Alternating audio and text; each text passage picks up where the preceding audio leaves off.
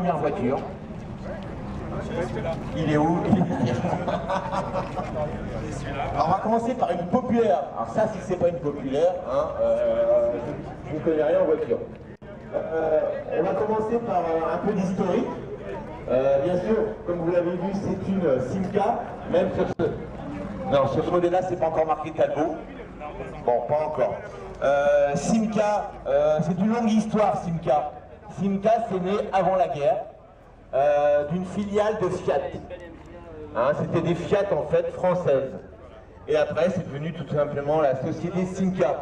Alors, je me rappelle plus ce que ça veut dire exactement. Peut-être tu le sais. Non, tu ne sais pas. Je vais te donner un micro quand même, ce sera plus pratique. Société industrielle de mécanique automobile. J'entends une voix, je ne sais pas où. Société industrielle de carrosserie de mécanique automobile. Et ben voilà, et ben j'avais oublié, merci. Comme quoi ça sert d'avoir des personnes compétentes. Donc, après la guerre, Simca va se développer, notamment par leur rachat de Ford. Ford France qui à l'époque trouve que la vente de voitures est trop faible et qui se débarrasse de sa filiale française. Et c'est Simca qui va racheter Ford, avec dans les cartons d'ailleurs les fameuses Ford vedettes qui vont devenir les Simca vedettes à moteur V8. Et on arrive au début des années 60 et Simca eh bien, veut s'implanter dans le milieu des petites voitures. Comme il y avait avant la Simca 5 qui était une voiture assez populaire. Donc en 1960 sort la petite Simca 1000. 1000 parce que le moteur est un 1000. Pas tout, hein. Il y a eu des moteurs de 850 cm3. C'est un moteur arrière. Là, en fait, la cible visée, elle est très nette. C'est la Dauphine. La Dauphine, à l'époque, est une des voitures les plus vendues en France. Simca veut s'attaquer à cette Dauphine. Donc elle sort cette petite voiture à moteur arrière. Cette voiture va perdurer jusqu'au milieu des années 70, même au-delà, 77 pour les derniers modèles. Donc c'est une voiture qui a connu une très longue carrière.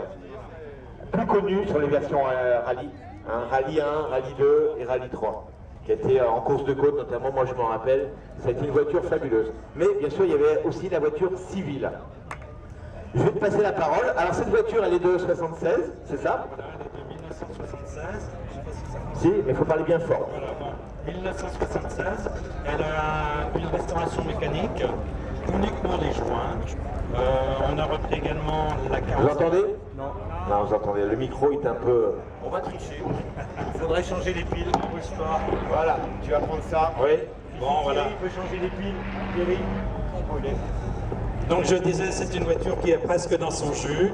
On lui a fait une restauration mécanique, uniquement joint, bien sûr tout ce qui est électrique, les freins et autrement une peinture extérieure. Le reste c'est 100% d'origine. Donc 76, une série spéciale qu'on appelait l'Extra. Pourquoi Extra? Parce que, eh bien, c'est à l'époque où Simca allait très mal. Il fallait produire des voitures, on n'arrivait pas à les vendre. Donc on les a imposées à chacun des concessionnaires Simca. Donc elle était en 4 versions. Le brun Lascaux, qui est la mienne. Le gris brun Lascaux. Le brun Lascaux, on va parler tous les deux dans le même micro. Le brun Lascaux. Et c'est une très belle couleur d'ailleurs. On l'a vu cette couleur d'ailleurs sur d'autres modèles, la Simca 1100. LX, je me rappelle. Oui, tout à fait. Elle était aussi en verte, en gris, et il y avait un autre marron. Donc voilà. Elle est sortie donc peinture métal, vitre teintée, intérieur velours, et il y avait deux options possibles, toit ouvrant ou autoradio. Ah oui, c'était soit l'un soit l'autre. Ah, vous voulez deux, pas les deux. Non, à l'époque, ouais, c'est pas facile. Je pense qu'on prenait l'autoradio à l'époque. Hein. Les toits ouvrants, c'était toujours sujet à fuite. Mais ça, les toits ouvrants, à part Peugeot qu'on a produit beaucoup, c'était relativement rare sur les voitures populaires. Alors c'est vrai que c'est un intérieur velours, il est assez très kitsch, on va dire ça. Hein. Merci Thierry pour le micro. Ça marche, ça fonctionne. Ah, c'est nettement mieux, nettement mieux. Donc cette voiture, elle a un très bel intérieur, comme je disais, je vais m'asseoir d'ailleurs, avec des sièges assez épais. C'est assez étonnant sur une petite voiture comme ça, parce que les petites voitures à l'époque populaire, hein, c'était la finition laissée à désirer.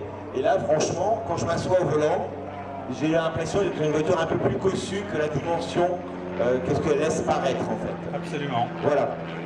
On a un compteur rond avec les principales, la jauge à essence, Voilà. la température d'eau. Oui, Hein, le strict minimum. Voilà. On a les feux de détresse, parce qu'à l'époque, je crois que c'est en 1974, Oui. que les feux de détresse ont été rendus obligatoires. Vous vous rappelez de ça? En 1974, qu'on a imposé les feux de détresse. Voilà, ceinture de sécurité à l'avant. Ceinture de sécurité à l'avant. En Même si à l'arrière, on avait quand même les points d'ancrage, Oui, c'est exact. obligatoire. Oui, oui. Par contre, le port de la ceinture à l'arrière, c'est arrivé dans les années 80, je crois. Voilà, oui, à peu près. Alors les places à l'arrière, bon, c'est un peu petit, mais je pense qu'il y a assez de place quand même. Je vais m'y mettre à l'arrière, le siège est à circuler, et même moi, qui fait 1m74, la taille mannequin, je précise. De l'époque. Ouais, de l'époque, ça a changé depuis. Avec les cendriers, alors à l'époque, c'est vrai que les cendriers, il y en avait partout. Hein. Oui, on fait. Ah bah ouais, on avait beaucoup. Ouais, c'est vrai. Et eh bien, on s'y sent bien, ces voitures. Alors, ça reste des petites voitures avec des petits moteurs. Ce moteur-là, c'est un quoi? C'est un 1000, il développe, sauf erreur de ma part, je crois 64 chevaux. Alors, 64 chevaux, c'est déjà pas mal pour une petite À voiture. vérifier, à vérifier. À vérifier. Ouais, Parce que la voiture en elle-même, elle n'est pas très lourde, elle va faire entre 700 et 800 kilos, Oui, voilà, c'est ça. à peu près. Donc, ça reste quand même une voiture au poids assez contenu. Vous savez que les voitures aujourd'hui qui font 700 kilos, ça n'existe pas. Ou alors, vraiment des voitures des séries spéciales, des petites voitures. Et la voiture que, alors j'ai pas entendu tout à l'heure, elle a été refaite entièrement. Non, non, non, on a juste refait la peinture extérieure. Parce que l'intérieur paraît. Alors, juste ce côté arrière, puisque Ah ouais. la mécanique a été déposée, Ouais. il a fallu refaire tous les joints, pompe à eau, etc. Voilà, c'est... Alors après, je parlais que la voiture était sortie en 1960, concurrence de la Dauphine. Oui. Après, la Dauphine a été remplacée par la R8. Voilà. Et c'est vrai quand on regarde la R8 et la Simca, il y a un Snapchat quelque part où c'est la mode des caisses carrées. Alors voilà, on ne saura pas. Alors qu'on met une R8, on va en présenter une tout à l'heure, une R8 là, qui est derrière. On va en présenter une. Et c'est vrai que la R8 est beaucoup plus grosse que la Simca. Elle est beaucoup plus petite. La R8 déjà c'est une catégorie presque supérieure. Hein, un peu plus. C'est vrai. Mais bon, elle avait une pesée quand même largement supérieure à la R8. Alors là, tu vas pas te faire que des amis chez Renault. Je suis pas sûr. On a un petit coffre à l'avant. Oui, Je dis un petit coffre parce que, comme tous les coffres avant, le volume est quand même assez limité. Avec la roue de secours qui prend beaucoup de place. roue de secours d'origine, D'origine. à ne pas utiliser quand même, mais... Parce que vous savez que le caoutchouc avec le temps, il durcit. Et si on a un pneu comme ça sur une voiture, la voiture elle va partir en sucette. Hein. Le caoutchouc est dur comme du bois. Et un caoutchouc doit rester souple. C'est pour ça que des pneus, même anciens, il ne faut jamais les monter, même s'ils sont bons au niveau des sculptures. Voilà, ça peut être très bien pour l'esthétique, une roue de secours, mais à ne pas le monter sur une voiture de tous les jours. Bon, on a un coffre quand même où tu mets quelques bagages. Si tu arrives à bien ranger des valises souples, on doit pouvoir avoir un poids contenu. La batterie est à l'avant pour équilibrer les masses. Comme le moteur est à l'arrière, on a la batterie à l'avant et la roue de secours, c'est normal. Le cric également. Le cric, disons, quand je vois le cric par la petite voiture qui est, on dirait un cric de je sais pas quoi, du camion presque. oui, c'est le cric d'origine. C'est le cric d'origine. Chez Renault, ils étaient plus compacts. Hein. C'était un losange. Voilà. Cette partie-là est entièrement d'origine. Hein. Aucune Elle n'a pas été repeinte. Non, non, non. D'accord. Donc il y a une petite différence, hein, c'est le problème des peintures actuelles qui sont à l'eau, hein, Ah ouais. par rapport à... Vous saviez que les peintures actuelles étaient à l'eau parce que maintenant, les peintures, qu'on appelle ça, synthétiques. quoi. synthétiques, sont interdites. Voilà. Donc on ne retrouve jamais vraiment la même teinte, il y a toujours une différence. C'est pour ça qu'en fin de voiture, on la reprend entièrement, ou alors le coffre c'est pas bien grave, parce que la différence se verra moins. Par contre pour une aile, une porte par exemple, on verra très bien la différence. Et en plus avec le temps, une peinture, hein, ça se passe un peu. Alors cette voiture, raconte-nous, tu l'as depuis combien d'années?